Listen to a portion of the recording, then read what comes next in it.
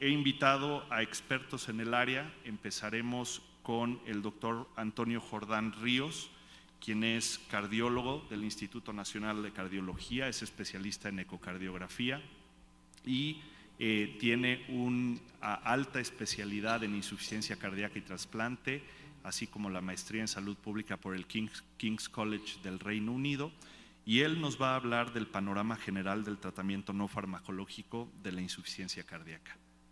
Antonio, buenas tardes, gracias. Muy buenas tardes, con su permiso, señor presidente, y muchas gracias al doctor Eduardo Arias por esta invitación. Para mí es un verdadero honor, y más que honor, un privilegio poder compartir esta charla, esta sesión en la Academia Nacional de Medicina. Y bueno, pues es un tema complicado para ser abordado en 12 minutos, pero trataremos justamente de hacer un boceto, un esquema general del tratamiento no farmacológico de la insuficiencia cardíaca en el mundo. Tan solo en los Estados Unidos de Norteamérica existen 6.2 millones de pacientes con insuficiencia cardíaca de fracción de expulsión reducida. Sirva este momento para aclarar que todos los tópicos que discutiremos el día de hoy van en función, al menos en mi charla, a la fracción de expulsión reducida, por ser aquella que demanda este tipo de tratamientos no farmacológicos. De todo el grupo de pacientes con insuficiencia cardíaca y fracción de expulsión reducida, cerca de 1 millón de individuos progresan a un estadio avanzado de la enfermedad, en donde el tratamiento farmacológico no es suficiente y tenemos que echar mano de otras técnicas y otras tecnologías.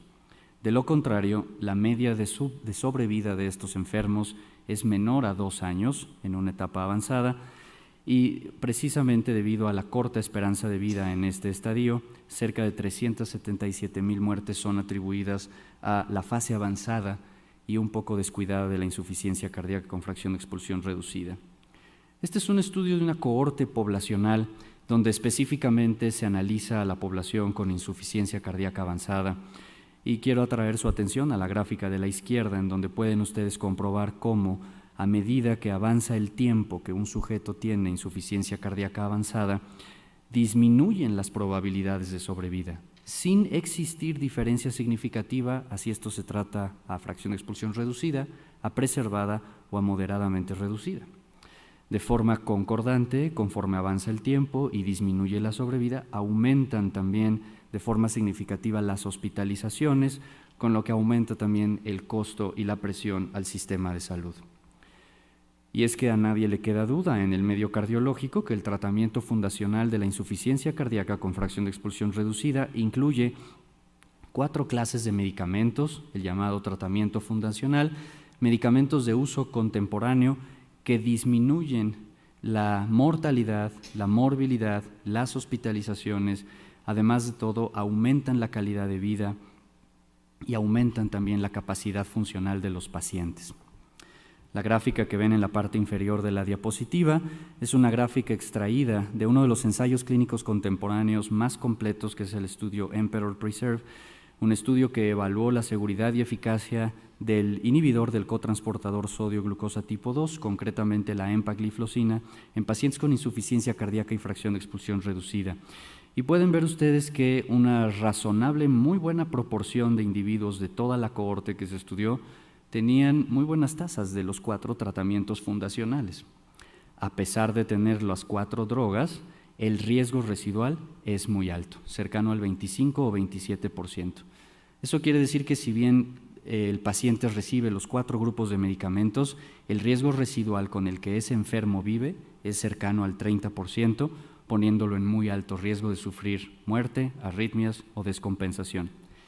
Y basado en lo anterior es que las guías de práctica clínica, al menos las europeas, ofrecen otros escalones de tratamientos con distintos grados de evidencia, pero que finalmente impactan también en la mortalidad y hospitalizaciones de los pacientes.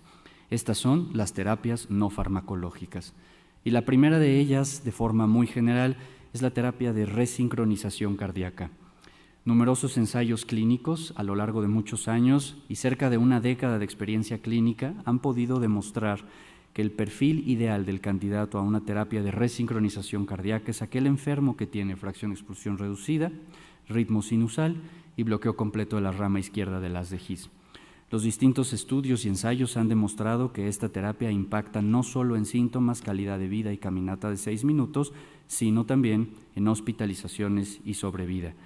Y la razón fundamental y funcional es que este dispositivo mejora la disincronía electromecánica que sucede en la insuficiencia cardíaca y maximiza la eficiencia en la contracción miocárdica. La forma en la que podemos darle al paciente terapia de resincronización puede ser de dos grandes tipos, emparejada con un marcapaso o bien de la mano de un desfibrilador añadido según el riesgo que tenga el paciente. En pantalla ven únicamente los ensayos clínicos aleatorizados más importantes de la vida o de la época contemporánea y quisiera atraer su atención a estos dos, el ensayo MADID-CRT, porque son los que reclutaron el mayor número de pacientes, 1,820 pacientes, en clase funcional 1 y 2 de la New York Heart Association, con un QRS de 130 milisegundos. El desenlace primario que trató de demostrar el estudio fue disminuir la mortalidad por todas las causas y eventos no fatales, y lo logró con un 44% de la reducción del riesgo. Y el segundo estudio importante es el estudio RAFT, con cerca también de 1,800 pacientes reclutados en el año 2010, pero es una población más enferma, clase funcional 2-3 de la New York Heart, con un QRS un poco más estrecho, y también logró una reducción en el desenlace primario del 25%. Y esta es la diapositiva clásica del ensayo MADID-CRT que puso de manifiesto que la terapia con resincronización cardíaca sobre únicamente desfibrilador en pacientes de las características ya mencionados mejora la probabilidad de sobrevida y de eventos libres hospitalarios. En los análisis por subgrupos, sin dejar de aclarar que son simplemente generadores de hipótesis, fue muy claro que el grupo que tenía una duración del QRS de menos de 150 milisegundos parecía no tener beneficio de esta terapia. Y este sigue siendo un punto de debate, pero donde sí no hay duda es que aquellos con un bloqueo completo de la rama izquierda tienen un beneficio pleno de la terapia de resincronización cardíaca.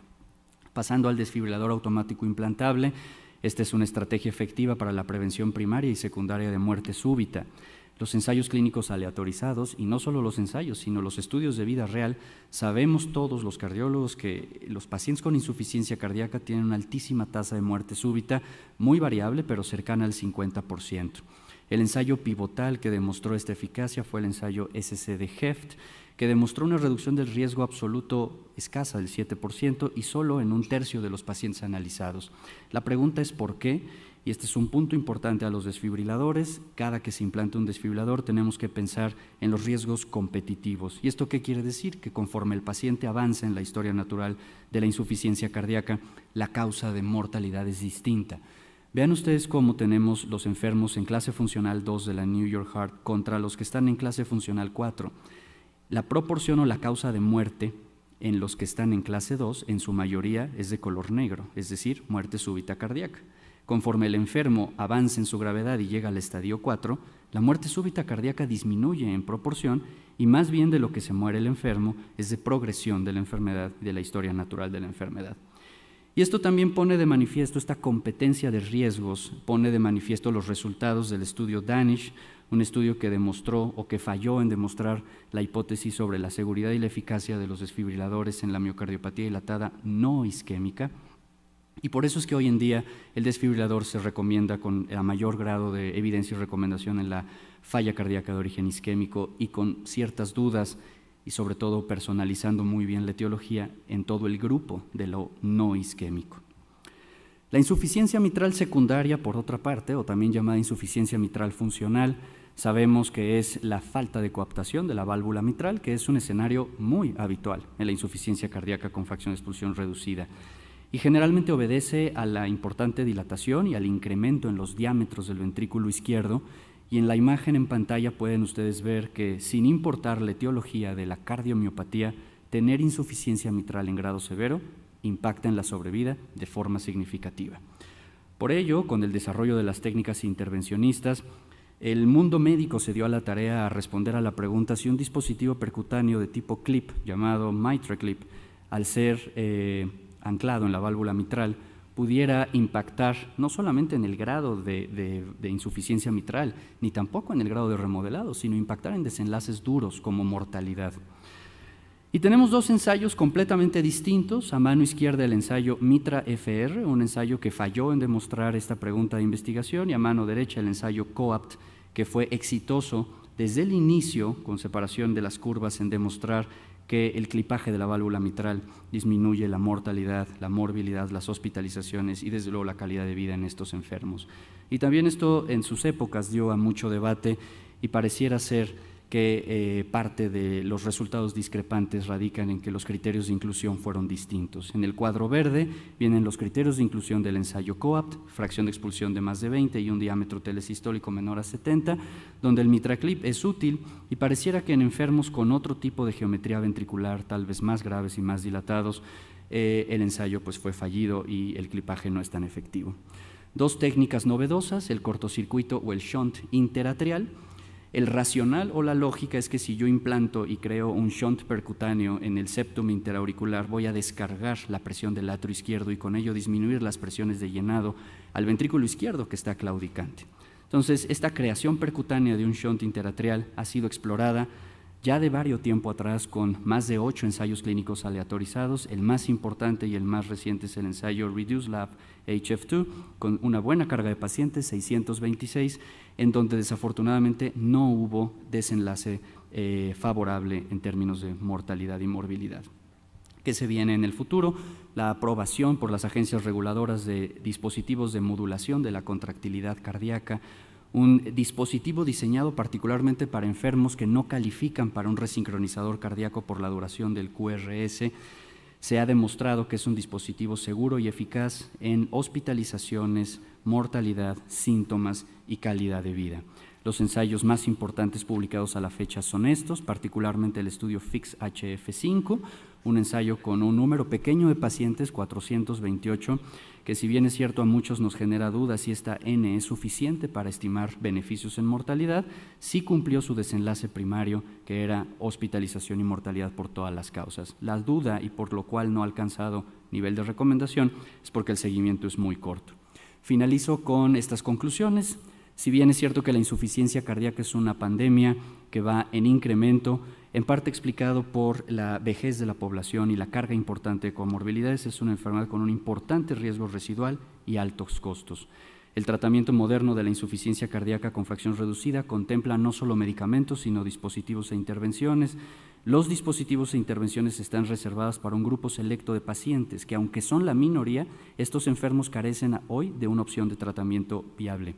El manejo no farmacológico de la insuficiencia cardíaca ha demostrado desenlaces positivos en los últimos años y se espera que complementen una necesidad no cubierta. Muchas gracias.